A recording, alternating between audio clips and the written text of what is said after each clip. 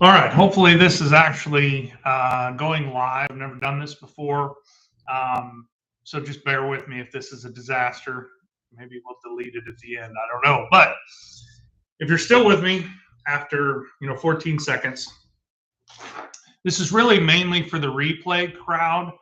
But I had a question come through of one of our podcasts about manual transmissions. Instead of what a lot of us do, where they put it in gear, you put it in drive, reverse, whatever. Are manual transmissions a thing of the past? And are they worth teaching a new driver? And I'm going to try and keep this short. Normally, our podcasts are about 30 minutes. I'm going to try and maybe do this one in 10 or 15 because I think it's more of a concise topic. But I wanted to be pretty quick at answering or responding to the comment. And the comment was, kind of, what do you think about this? Well, I learned on a manual transmission vehicle. My very first vehicle that wasn't necessarily mine, but I was able to drive was I think it was a 95 Nissan Pathfinder, somewhere in there. It was a 5-speed, 4-wheel drive. And I actually took my driver's test here in Republic, Missouri on that particular vehicle. And I can remember, even though it's been many, many years ago now, the driving instructor coming out, and she, I think, is still a driving instructor or judge, if you will, still there today. I'm using that particular driving office to see if we can get my son's license. We've been in there once. He had some things to work on, and him and I had that discussion, but he wanted to take the test just to see where he was at. I did not think he would pass, and he didn't. And he did it in an automatic, but that officer was still there even many years later. And I can remember her asking, like, are you sure you want to take your driver's test in a manual transmission? And I said, well, yeah. And so even back then, see, I'm 40 now, trying to do the math. So 24, 25 years ago, somewhere in there, it was an uncommon thing for a young driver to know how to drive a manual. And I would argue that it was much more common then than it is now. Even now, with some of the younger technicians, most all of my technicians can drive a manual. The one caveat is when it's a 3-speed on the tree or a manual shift or column shift. I see them not really quite understand that, which anybody that's driven one or hasn't driven one, it's still, most of them are a standard H pattern. Once you find reverse, typically it's 2U and up. First gear is typically 2U and down. I know there's a lot of other options out there.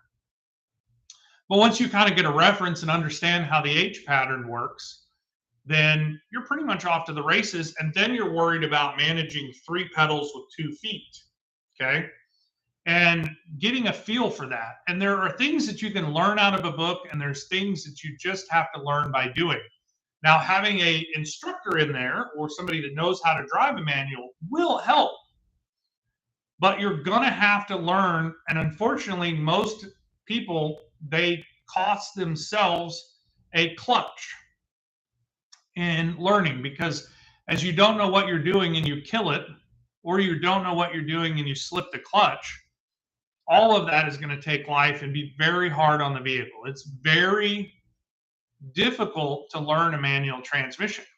Now, I will talk about some of the vehicles that are better or worse to learn in. And what that comes down to is the weight of the flywheel. The more inertia and the more weight, and the flywheel is the piece that is actually attached to the engine block, or the crankshaft, if you will. And so the more mass that it has, the more ability you have to learn and not stall the vehicle. So for instance, if you learn in a lightweight import car, or even some of the Chevy Cruzes, I would argue that's an import car, even though it's got a Chevy badge on it. That's more of a Daewoo. Those are going to be more difficult to learn in than if you do a truck or even a diesel truck. You learn in a diesel truck, the mass of that flywheel and the torque of that engine, it's very difficult to stall that engine unless you're in too high of a gear.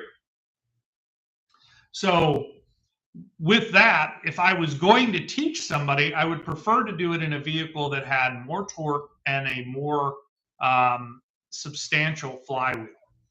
Now, if you teach in a import car or truck or a, half ton, something lighter weight, or, just there wasn't enough room to put a heavy mass flywheel in there, you're going to slip the clutch more and you're going to stall it. And it's going to be much more frustrating for, the person trying to learn.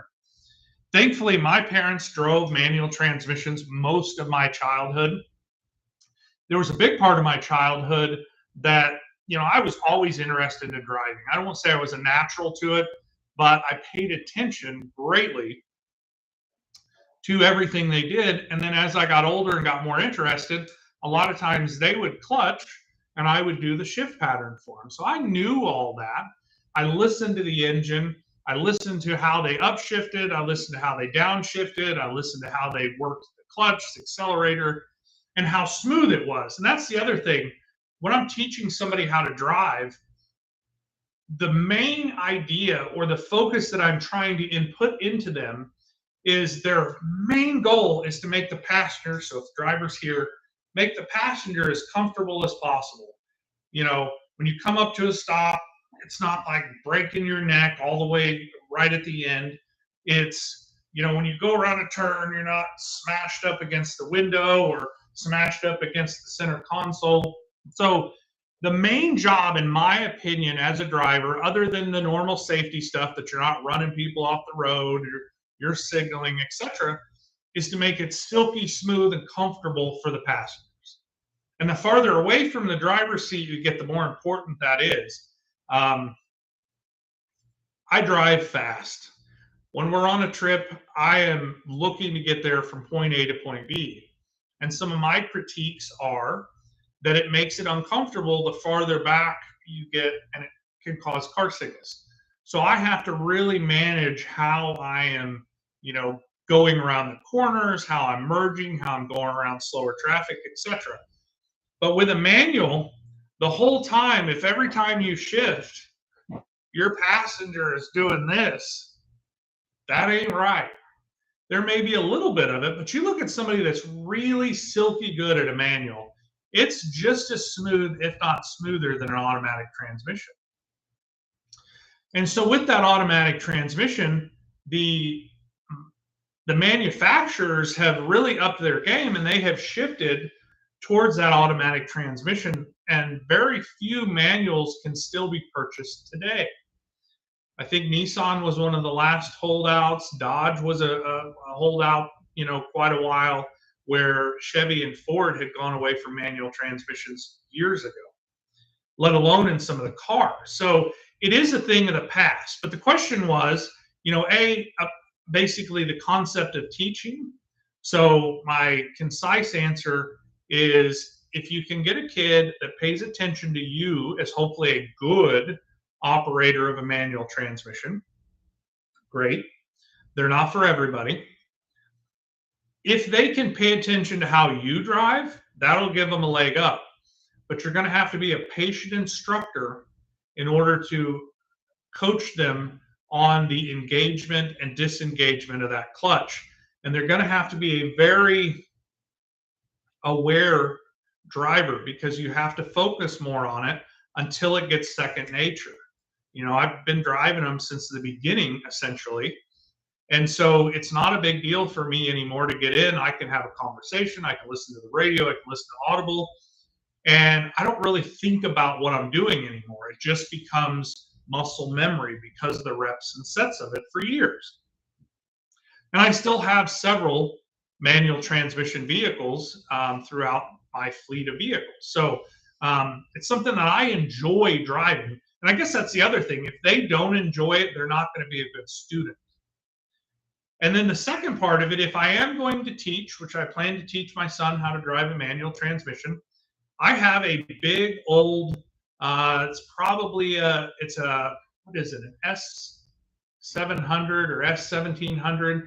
I have a 2-ton dump truck that's got a manual in it, and I have an International that has a manual in it. And so the flywheel on these things are huge.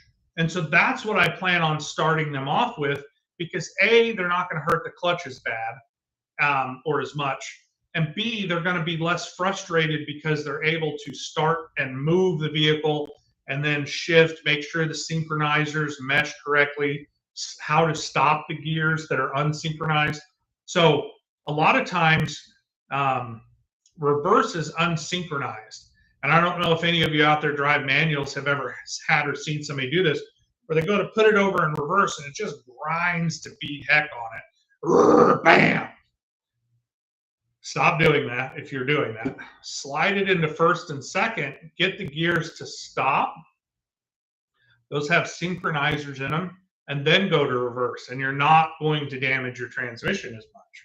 So typically when I'm shifting, I'm going to go into second. I'm going to slide it up into first to make sure those gears are lined up. The synchronizers have done their job, and I'm going to take off. And then when I do second, or when I shift through the gears and I need reverse, I'm going to slide into second again. I'm going to go into first, and then I'm going to get into reverse. So I have no grinding. All my gears mesh like they're supposed to. So understanding some of the nuances of driving a manual transmission, parking on a hill, what you're going to do, whether your parking brake works, there's more instruction that goes along with it. You need to be a patient instructor, which sometimes, I'll be honest, I struggle with. And you need to realize that more than likely, this is going to cost you a clutch. I'm not going to say every time, because I learned in that Nissan Pathfinder, and it did not cost my mom and dad a clutch. At like 230,000 miles, I did put a clutch in that vehicle, but it was not because I had burned and smoked the clutch out of it. That was honestly probably one of the best vehicles we ever had as a child, was that Nissan Pathfinder. A lot of life lessons happened in that vehicle, as far as learning to drive a manual, working on that, and what it took to keep a vehicle going. I think my first brake job that I had helped on, that was my first clutch job, by the way. First tune-up, bleeding the clutch. So that really kind of introduced me into the automotive industry, and it traveled and carried my family across the Midwest for thousands and thousands of miles. So I feel like manuals are on their way out. And that is a bummer deal, in my opinion, because a lot of the automatic transmissions that are being made right now are absolute trash. We're putting in and dealing with more automatic transmission issues. There's actually a video on the channel, I think it was last week, that I had got in and had to do an electrical repair, harness temp sensor on, I think that was a 2016 Camaro, which it's fixed and it's going on about its day. That was a pretty minor one. But when you look at the amount of time that, a manual transmission is down, it is much more infrequent that you have issues with those.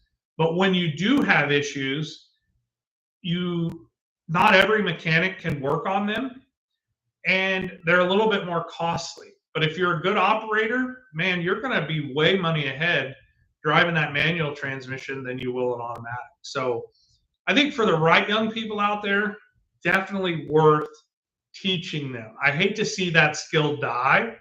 And I believe for me, I will own and operate a manual transmission probably for my entire life. Now, when I think about my kids, that may not be the case.